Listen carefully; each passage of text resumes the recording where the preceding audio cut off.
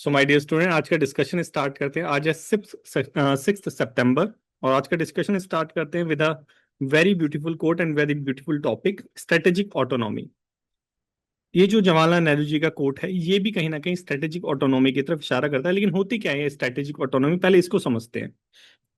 देखो, ऑटोनॉमी क्या होती है? ऑटोनॉमी होती है कि when we are free to take our own decision, हम अपने खुद के जो जो डिसीजंस हैं, जो निर्णय है, वो लेने के लिए अगर स्वतंत्र है तो उसे हम कहेंगे ऑटोनॉमी है। ठीक है।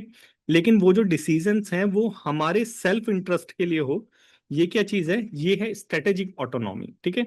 और यही इंटरनेशनल रिलेशन में, आईआर में, इंडिया हमेशा फॉलो करता है from the time of independence. So Jawaharlal Nehru के जी के कोट के साथ स्टार्ट करते हैं। जवाहरलाल नेहरू जी यही कहते हैं, we will not allow anyone else to decide our place in the world for us. So यहाँ पे अपना जो डिसीजन है हम खुद लेंगे, अपना जो प्लेस है वर्ल्ड के लेवल पे वो खुद डिसाइड करेंगे, किसी और को डिसाइड नहीं करने देंगे। और यही क्या है? यही है स्ट्रेटेजिक ऑटोनॉमी, जिसे जवाहरलाल नेहरू भी यहाँ पे रिकॉग्नाइज करते हैं थ्रू अपने कोर्ट के द्वारा। ठीक है। ज्यादा अच्छे से और अच्छा हम समझेंगे इसको जब हम अपने एडिटोरियल के अंदर एंटर करेंगे। सबसे पहले स्ट्रेटेजिक ऑटोनॉमी क्या होती है और कैसे इवॉल्व हुआ है कॉन्सेप्ट, इसको थोड़ा सा समझेंगे। इंडिया के लेवल की बात करें तो इंडिया फॉरेन पॉलिसी के मैटर्स में और डिफेंस के मैटर में अपने डिसीजन खुद ले पाए विदाउट एनी प्रेशर, बिना किसी दबाव के, इंटरनेशनली। तो इसे हम क्या कहेंगे? ये है स्ट्रेटेजिक ऑटोनॉमी। इसका मतलब ये नहीं है, स्ट्रेटेजिक ऑटोनॉमी का ये मतलब नहीं है कि हम किसी सुन नहीं रहे कि तो हमने जो है अपने आप को कट कर लिया है पूरे वर्ल्ड लेवल से। इस ये मतलब स्ट्रेटेजिक ऑटोनॉमी का नहीं है। हिस्टोरिकल लेवल पे हम देखें कि कैसे ये कॉन्सेप्ट जो है self decision making for self interest, strategic autonomy जो डेवलप हुआ है ड्यूरिंग द कोल्ड वॉर, जब आजादी से पहले, या कह लीजिए जब हम आजाद होने वाले थे उस टाइम पे रशिया और यूएसए के बीच में कोल्ड वॉर चल रहा था। तो पूरा जो वर्ल्ड है वो बाइपोलर हो रखा था। या तो मोस्ट ऑफ द कंट्री जो है अलाइन हो रखी थी यूएसए के साथ, या most of the country align हो रखी थी यूएसएसआर या कह लीजिए रशिया के साथ। ठीक है। तो ये क्या है? पूरा जो वर्ल्ड है दो पावर में डिवाइड हो गया है आइडियोलॉजी के बेस पे। एक थी कैपिटलिस्टिक आइडियोलॉजी, एक थी हमारी सोशलिस्ट आइडियोलॉजी। सो उस टाइम पे इंडिया ने अपनी स्ट्रेटेजिक ऑटोनॉमी को दिखाया through our non alignment. Nehru ji ने जो नॉन अलाइनमेंट का जो साथ दिया था, या कह लीजिए उसको इनिशिएट करा था वर्ल्ड लेवल पे, और बहुत सारी कंट्रियों ने भी इसको फॉलो करा था। और पांच जो कंट्री है, आप उसका नाम कमेंट बॉक्स में लिखिए, देखिए आपको याद है या नहीं। तो वो कॉन्सेप्ट जो था, वो कॉन्सेप्ट स्टार्ट हुआ था, यही जो हमारा कॉन्सेप्ट है स्ट्रेटेजिक ऑटोनॉमी। सो यहां से इसका ओरिजिन हम देखने को मिलता है। सो ये तो टाइम था हमारा नेहरू जी वाला, जब हमने नॉन अलाइनमेंट को जो है सपोर्ट करा था, जो हमारी स्ट्रेटेजिक ऑटोनॉमी को जो है रिफ्लेक्ट करता है कि हम किसी के साथ भी अलाइन नहीं करेंगे, एकदम नॉन अलाइन रहेंगे। ठीक है। लेकिन यही जो नॉन अलाइनमेंट का जो कॉन्सेप्ट है, जो स्ट्रेटेजिक हमारी ऑटोनॉमी को रिफ्लेक्ट भी करता है, इस टाइम में, हमारे मोदी जी वाले टाइम में, अब ये मल्टी अलाइनमेंट का जो कॉन्सेप्ट डेवलप हो गया है। नॉन अलाइनमेंट था कि अलाइन नहीं करेंगे, लेकिन इसका मतलब ये नहीं कि अपने आप को आइसोलेट कर लेंगे। यहाँ पे एक्टिवली जो है हम अपोज करेंगे, जो कि अब एडवर्स जो चीजें हो रही हैं उसको, ड्यूरिंग द नेहरू जी वाला टाइम।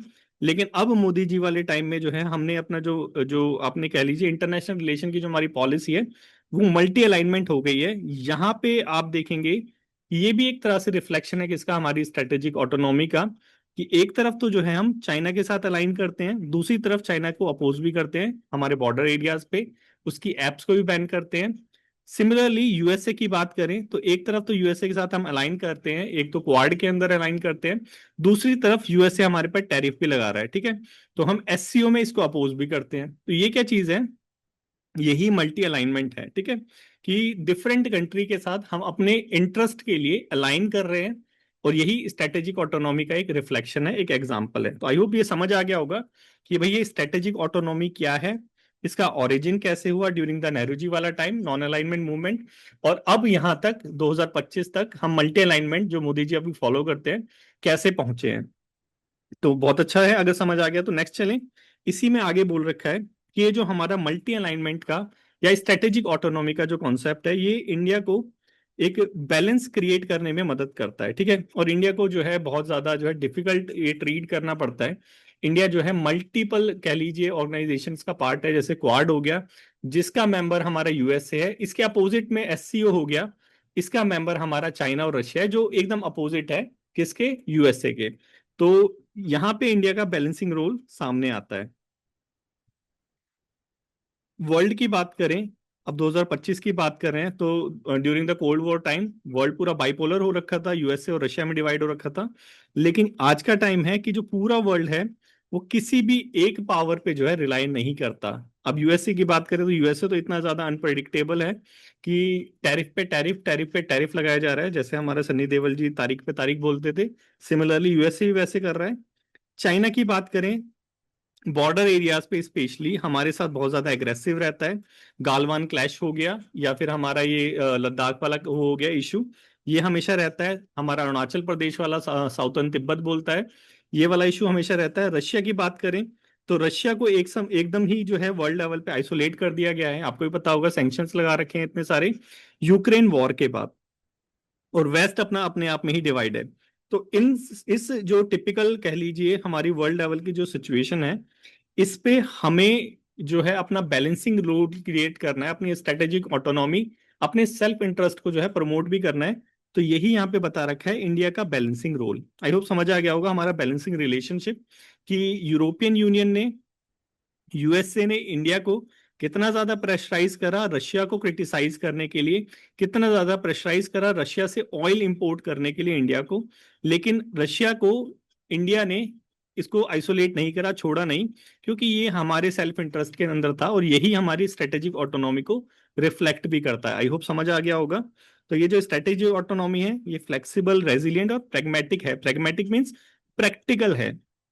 इमोशंस में आके जो है हमने ये जो ऑटोनॉमी है ये नहीं बनाई।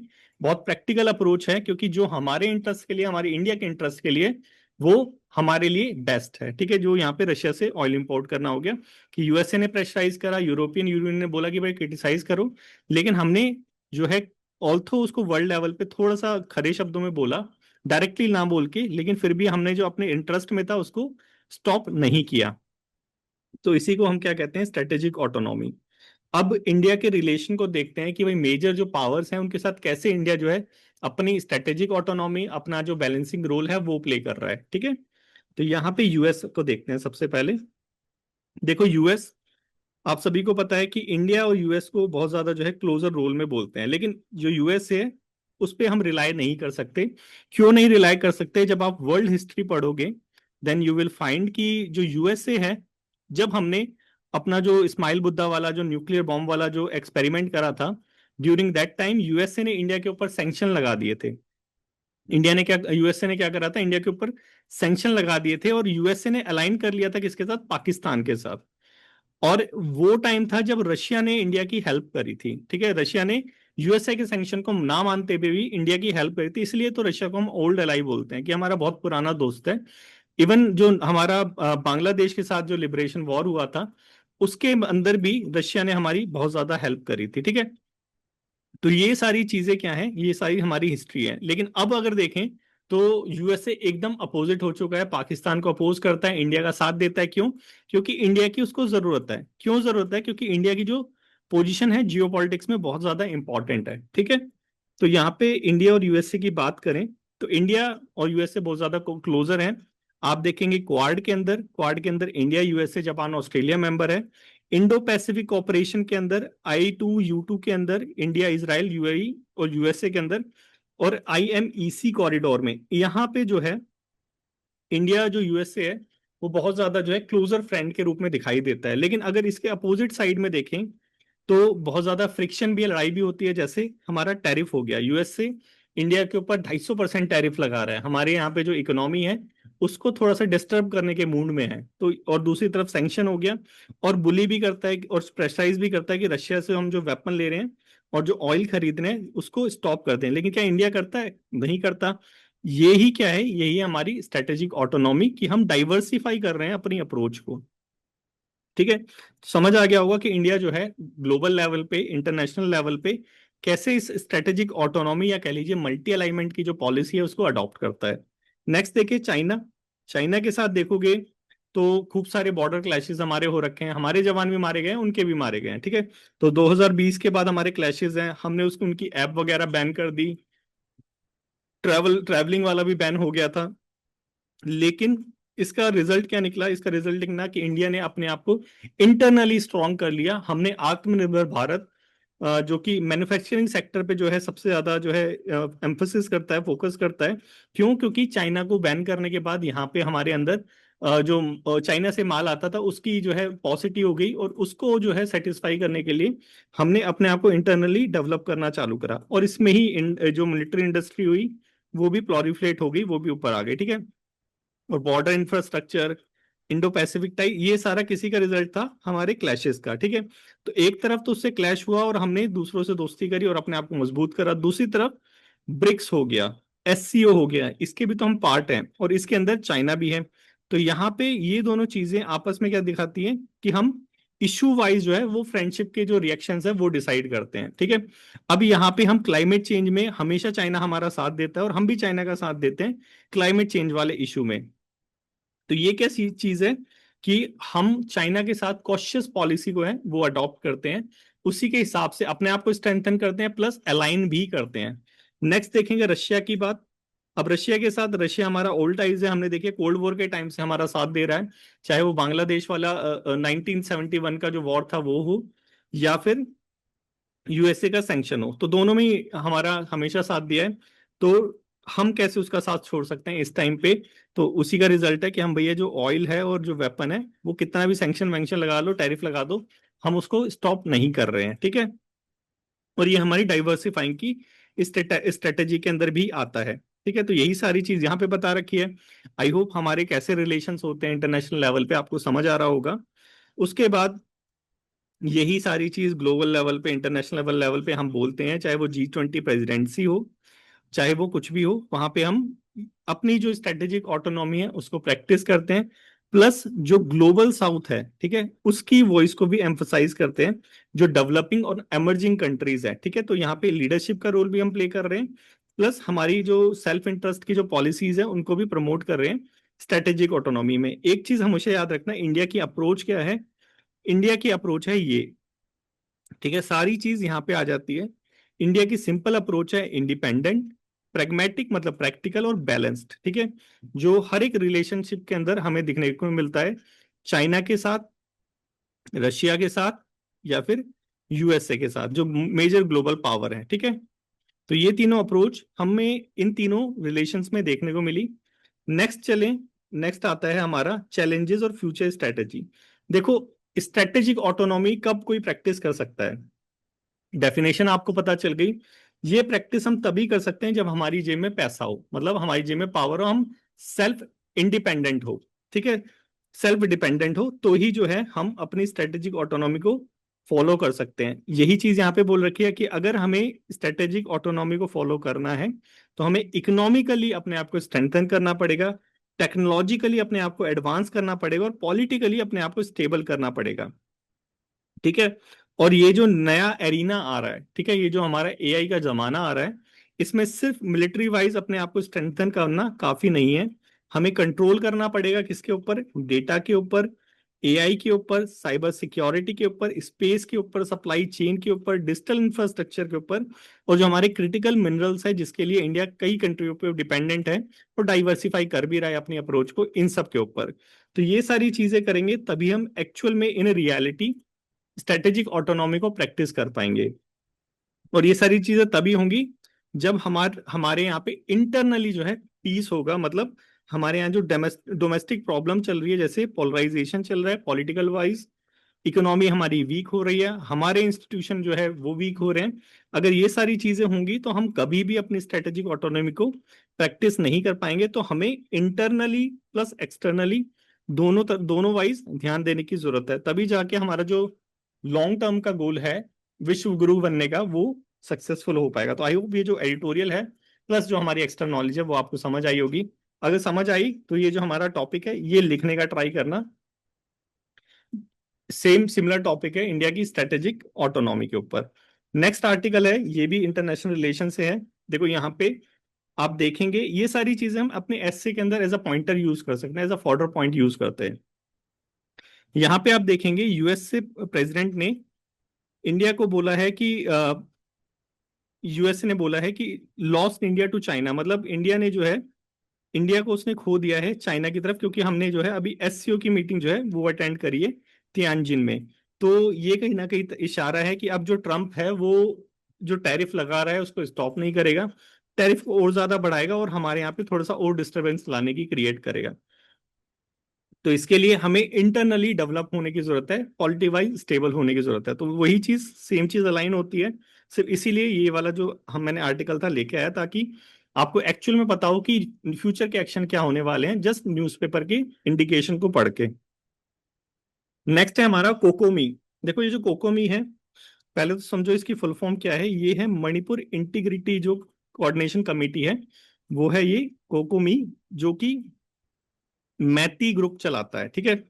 तो यहाँ पे मैती ग्रुप को एक जो है आप कह लीजिए suspension of operation pact sign करने के लिए बोला गया था कुकी जू को। और आपको पता है मणिपुर के अंदर काफी सालों से जो है प्रॉब्लम चल रही है उसको सॉल्व करने के लिए। लेकिन ये जो कोकोमी था, मैती ग्रुप का था जो कमेटी, उसने इसको रिजेक्ट कर दिया है। तो मतलब सिंपल है कि मणिपुर के अंदर अब जो इंटरनल स्टेबिलिटी लाने की बात हो रही थी इस पैक्ट के थ्रू, वो अब रद्द हो चुकी है, वो कैंसिल हो चुकी है। मतलब और ज्यादा अब जो है मेहनत करनी पड़ेगी मणिपुर इशू को सॉल्व करने के लिए। अभी इशू सॉल्व नहीं हुआ है, ये इसका इंडिकेशन है, पीस नहीं आया है। नेक्स्ट चलिए टीपीसीआर। टीपीसीआर क्या है? टीपीसीआर है हमारे technology perspective and capability road map. ये हमारी इंडिया की मिलिट्री प्रिपेयर्डनेस का क्या है, एक ब्लूप्रिंट है। इसी के हिसाब से हम आगे बढ़ेंगे। हमने देखा था कि अगर हमें स्ट्रेटेजिक ऑटोनॉमी को फॉलो करना है in the term of international relation, तो हमें जो न्यू एरिना ऑफ वॉर आ रहा है उसके अंदर अपने आप को मजबूत करना पड़ेगा। तो ये टीपीसीआर कहीं ना कहीं उसी डायरेक्शन में दिख रहा है हमें। ठीक है। तो यहाँ पे टीपीसीआर के अंदर हम किस किस चीजों को फॉलो करेंगे? न्यूक्लियर रेजिलियंस को, इलेक्ट्रॉनिक वॉरफेयर को, और अनमैन्ड स्ट्राइक को, ड्रोन की बात यहाँ पे कर रहे हैं। ठीक है। और ये सारी चीज क्लोजली अलाइंड भी है किसके साथ? आत्मनिर्भर भारत के साथ। वही चीज के हमें इंटरनली डेवलप करना है और इसी के लिए ये हमारा टीपीसीआर 2025 है, एज अ फोटो पॉइंट भी यूज कर सकते हैं। और बाकी वही सारी चीज कह रखी है कि न्यूक्लियर डेटरेंस के लिए सस्टेनेबल क्रेडिबल वो सारी चीजें हैं। इसको और ज्यादा अच्छे से पढ़ेंगे, कोई नेक्स्ट आर्टिकल आता है तो। ठीक है। अभी यहाँ पे टीपीसीआर के बारे में याद रखना कि किन किन चीजों से रिलेटेड है: न्यूक्लियर रेजिलियंट, इलेक्ट्रॉनिक वॉरफेयर और अनमैन्ड स्ट्राइक। नेक्स्ट चलें। नेक्स्ट है हमारा फीडे ग्रैंड स्विस 2025। ठीक है। ये हमारा कहाँ पे हो रहा है? समरकंद, उज्बेकिस्तान के अंदर। ठीक है। ये थोड़ा चीज याद रखना। और अभी यहाँ पे रिजल्ट आया है सेकेंड राउंड का ओपन सेक्शन का, वो थोड़ा यहाँ पे लिख रखा है। फाइनल होगा तो हमारे लिए ज्यादा इंपॉर्टेंट होगा।